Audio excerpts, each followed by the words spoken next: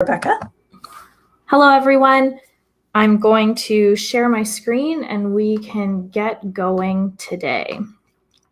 Okay, let's see. Hopefully everybody can see that. So I'm going to be using an Android tablet today, and I will use the mouse on the computer so you can see where I'm clicking to make it a little bit easier. So what we're going to cover today will be beginner tools, using your Map Store account, searching in the Map Store, dropping Placemarks, importing maps, exporting data, and recording tracks. So today, as Tara mentioned, is Android only, and we'll be covering iOS tomorrow. And yeah, we'll get started. So when you first open the app here, you'll start on your My Maps tab. So here's where you can see all the maps that you have on your device. So I have 2 maps and a bundle here. And at the top, we have your account icon, which is the Head and Shoulders icon. So if you first download the app, you'll be prompted to either create a Map Store account or log into a Map Store account. And your Map Store account is used to keep track of all the maps that you have purchased previously, so you can download them onto other devices. On Android devices, it is required to have an account to purchase maps at a cost. And we do recommend, regardless of device that you use, that you do have a Map Store account, just so it's easier to keep track of your paid maps. And if you get a new device or you want to use your maps on 2 tablets at once, you can do so. So once you log in, you'll see that there is a check mark in the little Head and Shoulders icon. If you're not logged in, there will be no check mark. So if we go to the account here, it will load our purchase history. So we can see I have a lot of maps in my account. And you can scroll through them all. And then there's the option to download them. So you can download directly from your account to your device, and you can download multiple maps at a time from your account by long pressing on the map to highlight it to be orange. So if I want to select more than one, I will long press. I'm using my finger here just so you guys can see. And I will tap, say, 3 of these. And then at the top, we'll see there's our little download button, and we'll click the download, and it will download the maps from our account onto our device. So that's an easy way to select more than one map from your Map Store account.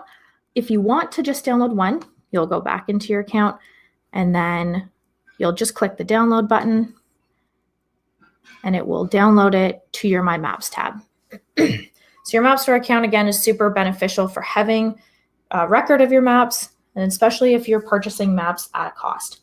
So there's multiple ways to get maps. You can get maps from the Map Store, or you can import your own maps. So to get maps from the Map Store, we'll go to the store icon here on the bottom right. And since we're on a tablet, we see the list as well as the map here. And we're in Toronto, so it auto-populates maps from Toronto. And then we'll see the list of our maps on the bottom. So you can search on the map itself. So you can zoom out and zoom in, move it to any area that you'd like. The list will update as you move. Or you can type in the search bar. And there is also the option to create filters. So the little orange button on the bottom here with the 3 lines is where you can set filters. So if you click this, you will see the option to filter your results. So if you open that, you'll be able to see that you can turn on free maps only. So you can search for just free maps. You can look up for imagery, bundles, recreation, tourist, etc. So those are some of the options there. So we'll come back to our map here, and we'll see you can click on the pins themselves to give you more information about the map, or you can go on the list. So when you click on the pin, the title will come up, and then you can click on the map here, and it will provide you with more information. So we can see this map has a cost, and the cost is a little button under here. If you're going to purchase a map at a cost, you do need to have a credit card or a gift card or PayPal set up with your Google Play Store account. So in order to purchase any map at a cost, you must have a payment method that is up to date, set up with your Google Play Store account. But today we'll just download free maps. So you can go back to the map store with that little back button at the top. And if we want to search maps, we'll come out of that here, zoom out a little bit, we can download just from the list, or we can download by searching. So we're going to look up TTC, and then we're going to hit the little search button here. I'll load it already. So this pulls up our map. So it tells us also that we are on the map already, which is convenient. So you know if you're within the map extents. So if you open the map, you'll see here that our map is free. It gives us the date it was published, who published it, etc. You can also preview the map. So if you tap to preview, you can swipe through and see. They are lower quality than the map itself, but it just gives you an idea of what the map looks like. So there's 3 previews per map. So we're going to go back, and then I'm going to hit the free button, and I'm going to download the map to my Maps tab. So depending on your Wi-Fi connection, sometimes the maps can take a little bit longer, but it all depends on where you are, the storage on your device, etc. So now we've got a bunch of maps in our My Maps tab, and then these are all store maps. So the next way you can get maps is to import maps. So the little plus button here on the bottom right of the My Maps tab, the orange one, we're going to click that, and we'll see here at the bottom we have the option to download or import a map. So if we click that, these are all the options we have for importing maps. So you'll see at the top, there's maps from the Map Store, which is what we just did. You can request a map, which means you can send us an email if you have a map, a link to a map you'd like to see in the Map Store, or you're looking for an area and there are no maps. You can always reach out to us and we'll see what we can do. Or you can import from 5 different spots. So on Android, you can import from your device storage. So if you connect your device to a computer and you load the map into the storage, you can import that way. You can import from Dropbox, and you'll notice that there is the legacy option here beside the Dropbox. So when we introduced Avenza Maps 3.6 in September of 2018, we added the option to import from storage locations. So before we just had Dropbox, but now it is the option to have it as a legacy, so you can go directly through Dropbox instead of going from storage locations. Your storage location option will pull up any cloud storage application that you have on your device, so Google Drive, OneDrive, Box, etc.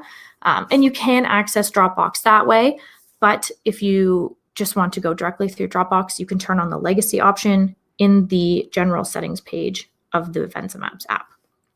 You can also import from URL, just down here. So you can say the map you're looking for is a PDF you found on a website. You can copy the URL and you can paste it directly in here and import the map. And then the last way you can import a map is from a QR code. So up at the top right here, you'll see that there is the QR code option, and that's how we're going to import a map today. So when importing from a QR code, I'm sure you've seen them around. QR codes can be found often on park maps, signs, or sometimes map publishers will put QR codes on their paper maps, so you can purchase a paper map and scan to see if there's a digital copy. So I've got a QR code here, so I'm going to choose the option to scan from a QR code. You have to make sure that the app has permission to use your camera when you are importing from a QR code. If this is your first time using the app, you will see that it is it will prompt and it will ask you for permission to use your camera. So you have to ensure that you allow that. So we'll see our map is importing here. Just gonna have to give it a minute to make sure it all loads in properly. Sometimes if you're scanning a QR code, the QR code will direct you to a link that has the website on it. So if you do scan a QR code and it just takes you to a website, it's possible that the map is on there. So you'll just have to do a little bit of digging if it doesn't load the map automatically. So now we've got a whole bunch of maps in our My Maps tab here. And we'll see we also have a folder at the top. So there's different ways you can organize your My Maps tab. And one of those is sorting. So at the top left here, we'll see there is the option to sort by name. And if we click on it, we can also sort by distance, date, and storage used. So the distance will be the distance from where we are located currently. So since I'm in Toronto, we'll see that we have our 4 Toronto maps getting started here. And then everything else, we can scroll down and see. So under each map, we'll see how far we are from it. So Banff National Park is over 2,000 kilometers away. Our BC maps are over 3,000 kilometers away. And then the Grand Canyon bundle is definitely the furthest from where we are. You can also sort by date. So this will be date imported. So I've imported all of these today or downloaded them from my Map Store account, but we'll see it's done even by time. So most recent down to the first one, which is the getting started map. Lastly, you can sort by storage used. So sometimes there will be bigger maps. We'll see, obviously, the bundle's got the most in it, so it's the biggest, not the bottom. And you can see the size underneath as well. Oh, I apologize. The biggest one's at the top. I prefer to sort by name. That's just me, so we'll set it back to sorting by name. On the top right, we will see a filter option. So the line, 3 lines going down like a triangle, if you click it, you'll see there are all these options to filter your maps. So there is the option to look for just imported maps, folders and collections, active maps, inactive maps, maps only, and all items. So active and inactive maps, if you are importing your own maps and you're using the free version of the app, you will be able to import 3 maps that will be active. And then when you import a 4th, it will be inactive. So that's how you can filter between there. But if you purchase a subscription, then all of your maps will be active. You can also, if you have a lot of folders, filter by that. So I turn that on. I just see one. And we'll see here that there is also a light gray box around our filter. So if that is on and you're looking for your maps and you can't find them, turn that off and put it back to all items and your maps will be there. This goes for too, if you are importing a map and you have your filters on, so say you're importing just a single map, but you have it set just to see your folders and you import it and you can't see it, just set it back to all items and it will be there. Okay, so we're going to move on from that and we are going to look at how to use your location on the map. So we're going to come on to our local office map here. You can just tap it to open it. And we'll see that we are on the map. I'm going to zoom in a little bit so you can just push your fingers out and you can zoom in. To go right to your location, on the bottom left, there is a little location button. If we click it, it will center the crosshair on our location. And then if you tap it again, if there is a compass on the device, then your map will move in the direction you're turning. So there is no compass on this device, so I'll do it again. So if you click it, you'll see there is a no compass error that pops up here. If you're using a phone, it will most likely have a compass. Not all tablets have compasses. So this one unfortunately does not. But if you tune into the iOS one tomorrow, it does have a compass, so you'll be able to see. But if you have a phone, you can test it out yourself just to take a look.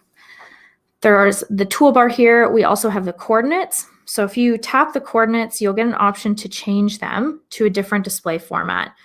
So the top one, the lat long, uses the projection that the map is in itself. The one below is lat long with WGS84. If we scroll down, there's the option for easting and northing. And the easting and northing uses the defined or the projection of the map. And then there's also the option for the MGRS, the military grid coordinate system at the bottom. So you can change these as you see fit, but this is just the display format and is easily accessible there. If you are not on a map, you will get an error. So we're on this one, we see our blue dot here. So if we go back out of our local office map, and we know we're not in BC right now, so we open one of our BC maps, and we go and we click our location button at the bottom, we're going to get an error that says not currently on map. So you'll know if you're not on the map, it is definitely going to tell you. So let's go back to a map we are on. So we'll use our back arrow, go back to my maps tab. We can come on to our TTC map. So if we just zoom in a little bit and center ourselves on our location using the location button here, we can drop a place mark. Zoom a little bit more so you guys can see. So to drop a place mark, you can click the place mark icon here on the bottom left, the little pin. And when you click that, you're going to be brought to the Add Place Mark screen. So here you have the option to change the title. So if I want to make that, say, The Office, forgive me, I'm not going to capitalize this. I also have the option to change the symbol. So by default, it's a red pin. If it is, if we want something else, we can tap the three dots, sorry, and we can pick from other symbols. So we have our basic pin colors, or we have the recreational symbols. So, I mean, I don't really think an office counts as a recreational symbol. So say I want a blue place mark, I'll tap the blue place mark. I can add photos if I would like. I can put in a description if I see fit. And then it gives us our location and the time I'm dropping the place mark. So when I'm done, I will hit my check mark at the top right, and now I have a place mark dropped. And if I click it, I can see the title of our place mark there. Very easy to add place marks. The next big thing, we're going to move to another map here. Come back. Let's go on to our gardens map, is recording a track. So obviously I'm not going anywhere right now. So I've imported a track to show you what it looks like. So we'll zoom in a little bit, but I'm going to show you how you can record tracks. So there's two ways you can record a track in the app. You can click on the three dots on the bottom right to open your map tools. So we'll see we have the option here to record GPS tracks, or you can swipe up from the bottom where that little line is. You can pull that up and you'll see our navigation toolbar here. So we have our GPS, and then there's a tracking tab, and then there's a navigation tab on the far right. But we're going to focus on the tracking tab. So again, if we had a compass in our device, here it would spin and it would give us our course and our bearing. We do not, so it will not show. But all you have to do is press the green play button essentially to start recording your track, and then it will follow you and it will record your distance and your speed. If you are having issues while you're recording a track, say you start recording your track, you lock your phone, you walk a mile, and you open it back up and you look at your track and you see that it has not followed you, but instead is in a straight line, a perfectly straight line, then there's a few things you can check. If you have a battery saver mode on your device, then that will affect the GPS tracking. It can, it lowers the GPS quality, so it doesn't record accurately. It will just shoot you to the next location. So you'll have to turn your battery saver mode off if you're recording tracks. If you're in a really mountainous area or you're downtown in a city with tons of skyscrapers, that can affect your GPS signal. Even the weather can affect your signal. So it's always good to just take a quick look around, see if it's heavily forested and you're in a super low level area, that could be affecting it. But battery saver mode is usually your biggest culprit. So I would always check that before you get going. So if we minimize our tracking tab, I'll show you again. If you click here, the three dots, and hit record GPS tracks, it'll open it for you automatically. So it's your call. You can go through the three dots, the map tools, or you can come through the tracking tab. When you're done, you can just swipe it down. I'm just using my finger here. It's easier. And it just minimizes back down. But when you're done recording a track, you can stop it. There will be a stop button there. And then if you want to see details about your track when you're done, it will come up like this. So ours is track 1, 15 kilometers. And if we click here, we can open it to see more information. Gives us the time. And then there's also a graph that has information in it. So if we go into show graph, it will give us distance, time, moving time, average speed, elevation minimum, elevation maximum, etc. And you can toggle between what you'd like in front, the speed or the elevation, to show what's in focus.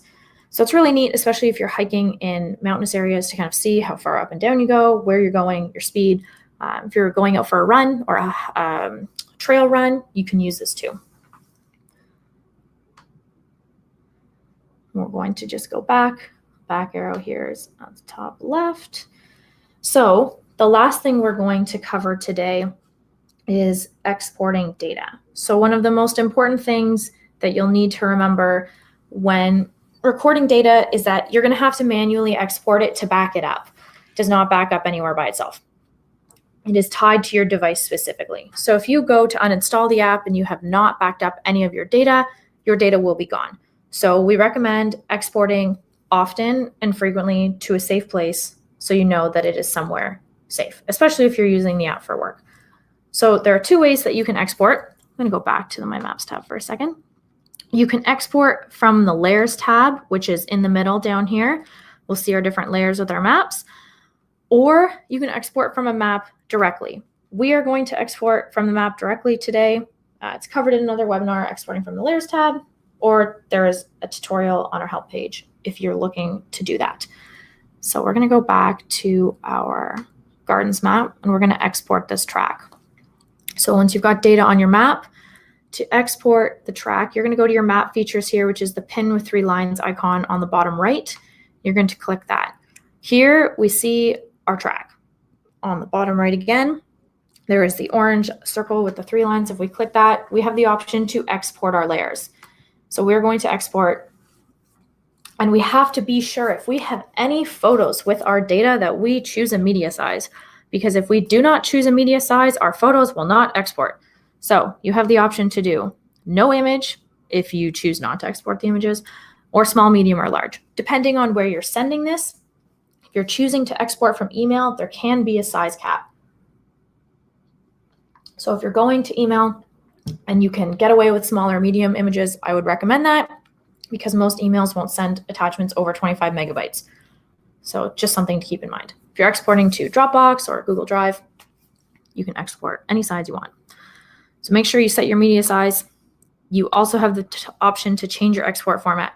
So you can export to KML, CSV, GPX, or if you have a Pro subscription, you can export to a shapefile. If you're looking to re-import your data into the app at a later date, you will need to export it as a KML file, or if you have Pro, a shapefile, because we only currently support importing KML or shapefiles. So I'm going to leave mine as a KML. I can also change the name up here. If I click, I'm going to leave it as it is. And then when I'm ready, I will hit export. So when I do that, it's going to pull up all the options I have on my device to export to. So here we can see I've got Drive, my email, OneDrive, device storage. The Dropbox legacy is down here at the bottom. So it's up to you where you want to export to. A lot of users prefer the cloud storage. It's just easier if you're using multiple devices. But again, once you choose where you're going to export it to, you can navigate to the folder and choose the export. Just going to click out of that and we'll leave our map layers. And that's everything that we are going to cover today. Sit back on our My Maps tab. So if you have any questions, now is the time to put them in the Q&A and I will get to them as quickly as possible. Thanks, Rebecca. That was great. Yes, as Rebecca said, now is the time to put your questions in. There's one question there right now. However, maybe we'll give people a few minutes, Okay. a minute or two to see if they want to add anything else. So Robert asked, what coordinate system do the shapefiles export with? They will export into WGS84, and then you can work with them from there. The KML should be the same, but it just depends, again, if you're going to export, what you're going to export to, like if you want to re-import or if you're using it somewhere else. Joseph asked, is it possible to import different icons to use as pins? Yes, it is possible. If you have a Pro subscription, you can get custom icons made by our support, or if you have, we can make a custom icon set for you if you have the icons already, or there is an option to make the icons in Google Earth and then bring in a KML file with those icons.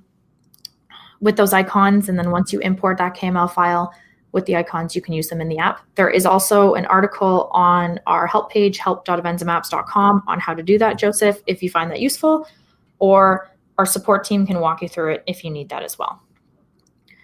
Okay, let's see. Maureen asked, how do you create folders? So to create folders on your My Maps tab on the bottom right, that plus button gives you the option to add a folder or add a collection.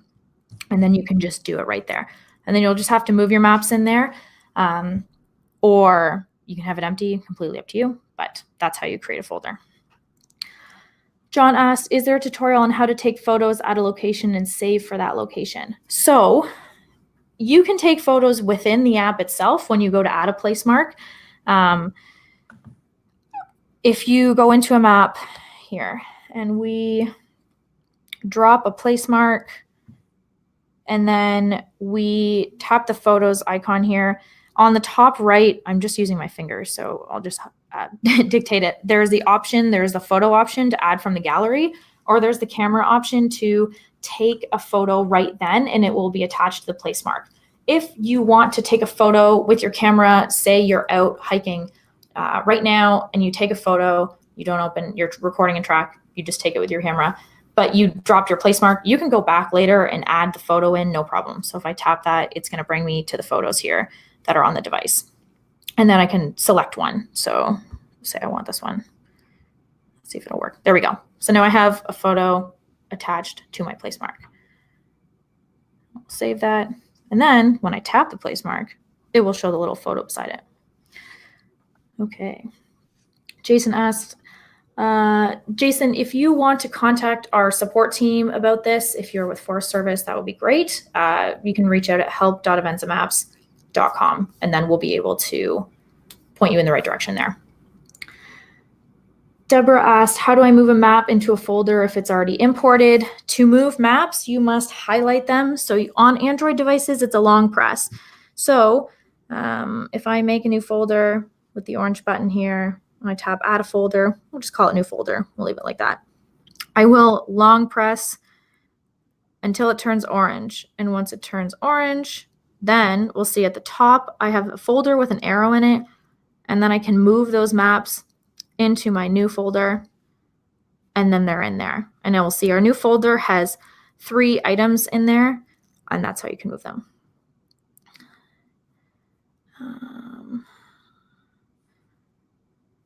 Let's see. Nathan asked, how do you upload point data to a map or a point shapefile? You can import data the same way you export data. So you can go on to your map, and then you'll go to your map features at the bottom right, your pin with 3 lines. And then there's the little 3 lines in the circle, and you can import layers. So you'll just have to choose where you import that from. As long as it is a shapefile or a KML, you can import it right into the map, and it's in the area that the map is in. Okay, does the free version allow you to make, use, and export multiple layers? Yes, it does. You can see already in our layers tab here, we have a bunch of layers. You can add as many points, lines, tracks, areas, etc. as you want and export them as you see fit. There is no limit on exporting layers.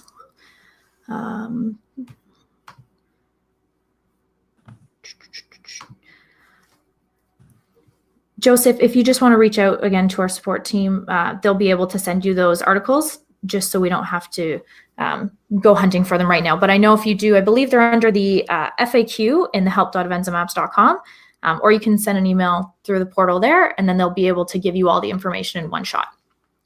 Is that the symbol set article you're looking for? Some symbols? I don't know the title of it off the top of my head, to be perfectly honest. Okay.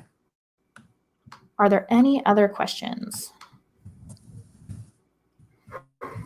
Okay, Nathan said, what is a better place to operate from, cloud or something else, as far as uploading and exporting information?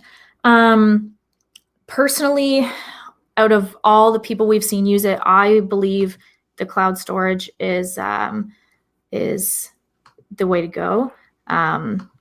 But that's just me. Most of our users do use Dropbox, etc. But email is also good if you're willing, if you're not worried about a size cap.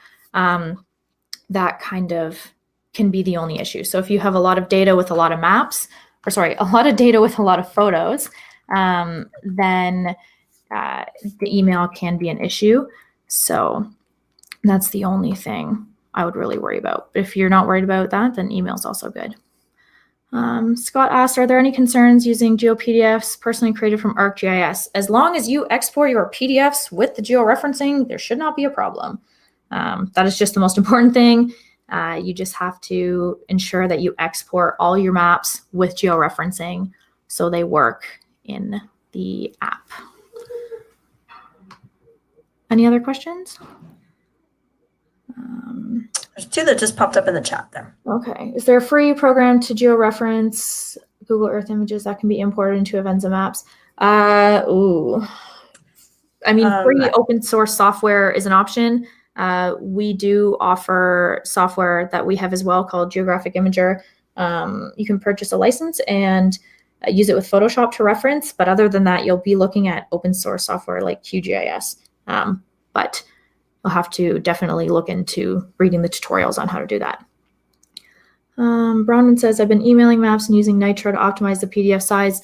I mean, PDF map size themselves that via email can be an issue. If you're running into optimizing the PDFs and having problems with them importing, I'd reach out to the support team and they can probably give you some feedback or tips on what to do to make the maps cooperate if they're giving you a hard time. Anybody else? Well, looks like that's it. Oh, there might be one in the Q&A there. I'm not sure if we got to that one. Okay. Robert asked, spatial accuracy? Is the spatial accuracy of Avenza dependent on the device's internal GPS or whatever external GPS is plugged in? Great question. So you can Bluetooth an external GPS to your device and use that. We do rely on the device GPS itself, but if you have Bluetoothed another device to it, a Garmin, a Bad Elf, etc., it should read that. It's as long as that the connection between the GPS and your device is working accurately, then it should pull that location. Lots of people do that for better accuracy, especially when they're out in the rugged terrain or in areas where they need very pinpoint accurate locations. But it should pull what the GPS is reading into your device for you. Nathan asked, can you import any layers such as allotment boundaries with labels? Labels will not come in. It will just be the lines, areas, points, etc. You'll have to, I mean, the titles will, you can tap them to read the title on the app, just like we did the Placemarks, but cannot specifically import labels. Any other questions? One last one there in the chat. Okay. Oops, sorry. I did not scroll all the way to the bottom. Is there a limit on number of maps that can link to the same layer? No, there is not, Paul. You should be able to link that layer to as many maps as you want. Last question, can different layers utilize different attribute lists? Attributes, we covered in a previous webinar. So attributes are per layer. So if you have a pick list, you created an attribute schema, attribute schema are per layer. So that's kind of how it works. So you'll have to put them into your specific layer. So say you have one layer that you want to use for collecting tree data, and then one layer you want to use for shrub data. You'll have to set the attribute schema for each of those layers and then put those points or lines or areas in those respective layers. I'd recommend checking out, I believe we covered it in one of the webinars. I think it was the tips and tricks. And then there is a help article for iOS and one for Android that do cover how to create the attribute schema. Any other questions? Awesome. Looks like that's it. Great. Thanks, everybody. Good job, Rebecca. Yeah, thanks, everybody. Thanks for joining today. And thank you for all your awesome questions. I hope you found today's session useful. And don't forget to keep an eye on your inbox, probably tomorrow morning, for the email containing this video in case you need to watch it and refresh as a refresher, or if you want to forward it on to somebody else. Great. Thanks very much, everybody. And we'll talk to you soon.